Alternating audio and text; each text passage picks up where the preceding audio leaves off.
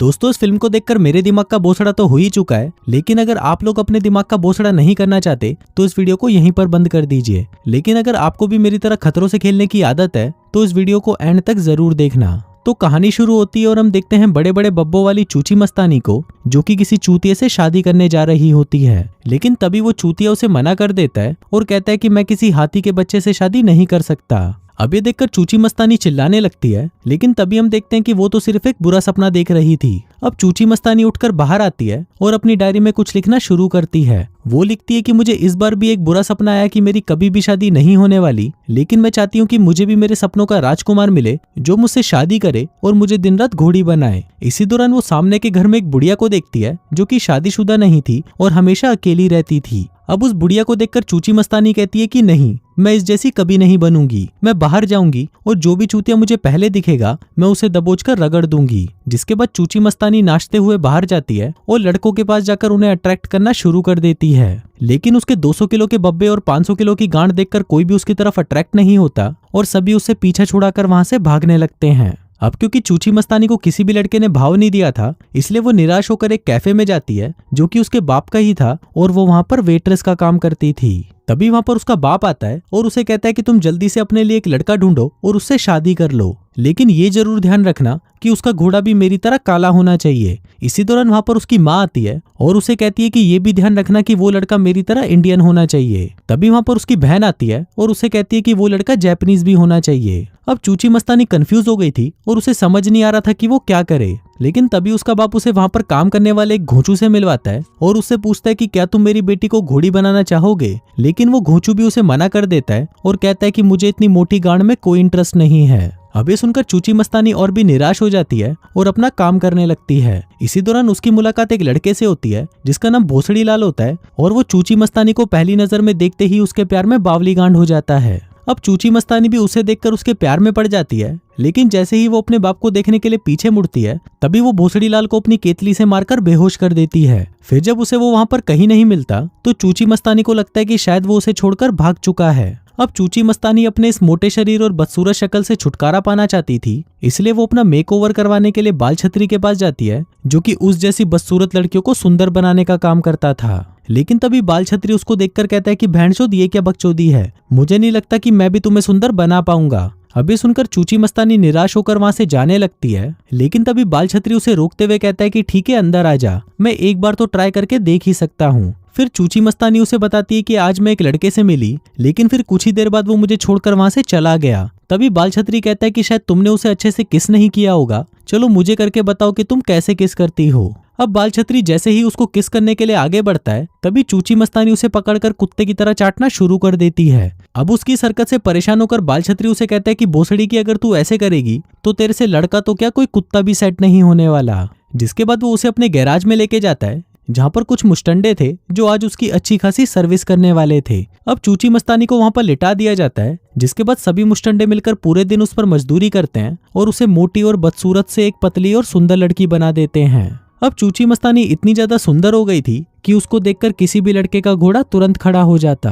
फिर चूची मस्तानी एक date competition में जाती है जहाँ पर उसी की तरह बाकी की खूबसूरत लड़कियां भी आई हुई थीं, और अगर उनमें से कोई भी ये कंपटीशन जीत जाएगा तो उसे भोसड़ी लाल के साथ आज रात को डेट पर जाने का मौका मिलेगा। अब वहां पर भोसड़ी लाल को बुलाया जाता है जो कि वहां पर एक एक करके सभी लड़कियों से मेल मिलाप करता है, लेकिन उसे उनमें से सिर्फ चूची मस्तानी ही पसंद आती है, इसलिए वो उसे छोड़कर बाकी सभी लड़कियों को बंदूक से उड़ा देता है। अब चूची मस्तानी और भोसड़ी लाल साथ में डिनर करने के लिए एक रेस्टोरेंट में जाते हैं, लेकिन बातों के दौरान भोसड़ी लाल के पिछवाड़े में पता नहीं कौन सी चुल मचती है, वो अचानक से पूरा ही बावली गांड हो जाता है और चूची मस्तानी के सामने चूतियों वाली हरकतें करने लगता है। फिर डिनर के बाद जब वो दोनों बाहर घूम रहे होते हैं तभी चूची मस्तानी के भी पिछवाड़े में अचानक चुल सी मचती है और वो जाकर सामने खड़े हुए भिखारी को पीटने लगती है। अब ये देखकर भोसड़ी लाल भी उसके पास आ जाता है, जिसके बाद पहले तो वो दोनों उस भिखारी को कुत्ते की तरह मारते हैं और फिर वो उसकी दारू की बोतल लेकर वहां से भाग जाते हैं। फिर वो दोनों एक दूसरे को चूसते हुए अपने घर पर आते हैं, जिसके बाद वो दोनों पूरी रात पलंग तोड़ घचाघच करते हैं। अब पूरी रात मजदूरी करने के बाद जब अगली सुबह भोसड़ीलाल मूतने के लिए बाथरूम में जाता है तो वो वहां पर चूची मस्तानी की बड़ी वाली कच्ची को देखता है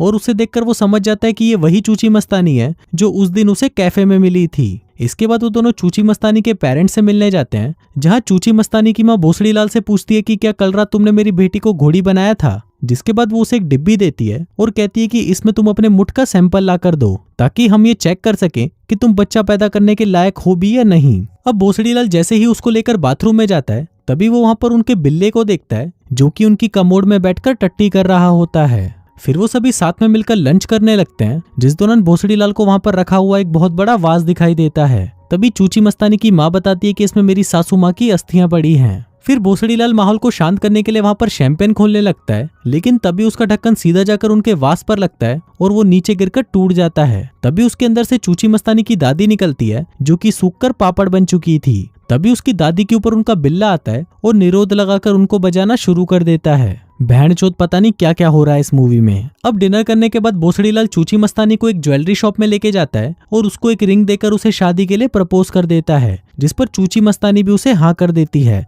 फिर अगले दिन चूची मस्तानी का पूरा परिवार मिलकर भोसड़ीलाल के परिवार से मिलने के लिए जाते हैं। इसी दौरान चूची मस्तानी का बाप भोसड़ीलाल से कहता है कि अगर कभी भी तूने मेरी बेटी को परेशान किया तो मैं तेरे पिछवाड़े में डंडा डालकर तुझे वापस चाइना भेज दूंगा। इसके बाद वो सभी भोसड़ीलाल के घर पर पहुंच जाते हैं जो कि जंगलों के बीच में बना हुआ था। फिर वो वहां पर एक आदमी को उछल कूद करते हुए देखते हैं जो कि भोसड़ीलाल का बाप होता है और इसका नाम होता है किंग कॉन्ग। फिर किंग कॉन्ग चूची मस्तानी के पूरे परिवार से मिलता है, लेकिन जब वो चूची मस्तानी के पास आता है तो वो उसे पकड़कर वहीं पर लपेटना शुरू कर देता है। इसके बाद वो सभी भोसड़ीलाल की माँ से मिलते हैं जिसका नाम दे देती है और ये घचाघच की थेरेपिस्ट होती है। अब वो सभी भोसड़ीलाल और चूची मस्तानी की शादी की डेट फिक्स करने लगते हैं, लेकिन तभी चूची मस्तानी का बाप उन्हें मना कर देता है और कहता है कि मैं इस शादी के लिए 1 रुपया भी नहीं देने वाला। तभी दे देती कहती है कि तुम चिंता मत करो, सारा खर्चा हम करेंगे। जिसके बाद वो सभी मिलकर इस संडे को शादी की डेट फिक्स कर देते हैं। इसके बाद जब चूची मस्तानी और उसका बाप साथ में घूम रहे होते हैं तो चूची मस्तानी का बाप उसे कहता है कि मैं इस शादी से खुश नहीं हूँ,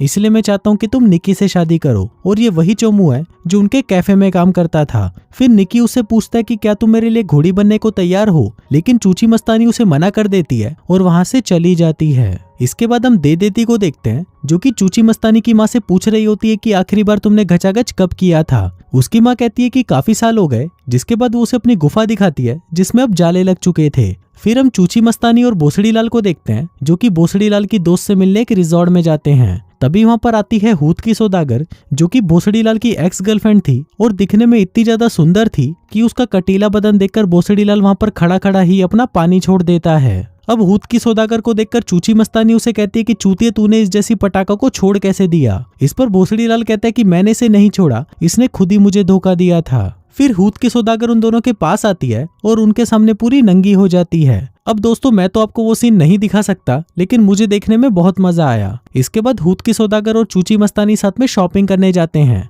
वहां पर हूत की सौदागर उसके लिए एक वेडिंग ड्रेस लेती है जिसमें चूची मस्तानी बिल्कुल बकवास लग रही थी। वहीं चूची मस्तानी की ड्रेस इतनी भारी थी कि वो उसे संभाल नहीं पाती और एक इलेक्ट्रिक बॉक्स के ऊपर जाकर गिर जाती है। अब करंट लगने की वजह से चूची मस्तानी बेहोश हो जाती है, लेकिन कुछ देर बाद जब उसे होश आता है तो वो देखती है कि उसके पास एक सुपर पावर आ चुकी है जिसकी मदद से वो किसी के भी मन की बात को सुन सकती है। इसी दौरान वहां पर हूत की सौदागर आती है जो कि सोच रही होती है कि वो किसी तरह इन दोनों की शादी को तोड़ देगी और खुद भोसड़ीलाल से शादी कर लेगी। अबे सुनकर चूची मस्तानी को गुस्सा आ जाता है और वो भागकर एक तलवार लेकर आती है। तभी हूत की सौदागर भी अपनी तलवार निकाल लेती है, जिसके बाद वो दोनों वहां पर लड़ाई करने लगते हैं। फिर उसी रात भोसड़ीलाल और चूची मस्तानी की एक डिनर पार्टी होती है जहां पर हूत की सौदागर भी एकदम पटाखा बनकर पहुंच जाती है और भोसड़ीलाल पर लाइन मारना शुरू कर देती है। फिर भोसड़ीलाल उसके पास जाता है जहां हूत की सौदागर उसे कहती है कि तुम्हें चूची मस्तानी से शादी करने की कोई जरूरत नहीं है, तुम मेरे से शादी कर लो, मैं तुम्हें इतने मजे दूंगी कि तुम चूची मस्तानी को याद भी नहीं करोगे।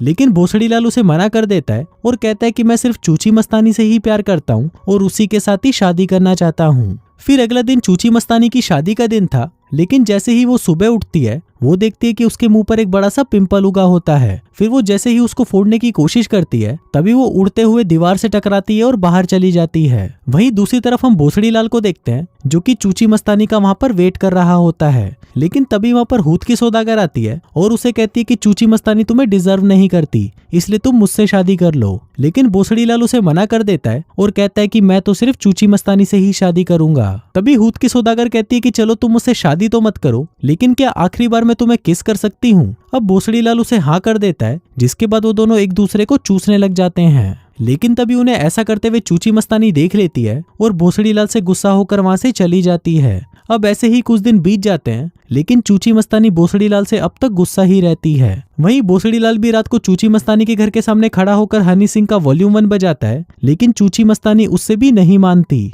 अब ऐसे ही कुछ दिन और बीत जाते हैं और फिर एक दिन जब चूची मस्तानी अपने कैफे में होती है तभी वहां पर जिमी आता है और चूची मस्तानी से फिर से पूछता है कि क्या तुम मेरे लिए घोड़ी बनने को तैयार हो। अब क्योंकि चूची मस्तानी अपनी जिंदगी अकेले नहीं जीना चाहती थी, इसलिए वो उसे हाँ कर देती है। फिर अगला दिन उन दोनों का शादी का दिन होता है, जहाँ पर हम चूची मस्तानी को देखते हैं जो कि शादी से बिल्कुल भी खुश नहीं होती और वो अपने और भोसड़ी लाल के साथ बिताए हुए उन हसीन पलों को याद करने लगती है। अब पादरी जैसे ही चूची मस्तानी से पूछता है कि क्या तुम इस शादी के लिए तैयार हो, तभी चूची मस्तानी का बाप उसे मना कर देता है और कहता है कि शायद मैं भोसड़ी लाल को लेकर गलत था, वो एक अच्छा आदमी है और मुझे लगता है कि तुम्हें उसी से ही शादी करनी चाहिए। अब ये सुनकर चूची मस्तानी भागते हुए भोसड़ी लाल के पास जाती है जो कि 3 हफ्तों से अपने घर की छत पर खड़ा होकर उसका इंतजार कर रहा था। लेकिन रात होने तक भी जब वो वहां पर नहीं आती तो वो उस बिल्डिंग से उतरकर वापस नीचे आ जाता है। उधर चूची मस्तानी भी जब बिल्डिंग की छत पर जा रही होती है तो उसे फिर से हूत की सौदागर मिलती है। लेकिन तभी चूची मस्तानी उसे पकड़कर नीचे फेंक देती है और कहती है कि भोसड़ी की मेरे बंदे से दूर रही हो।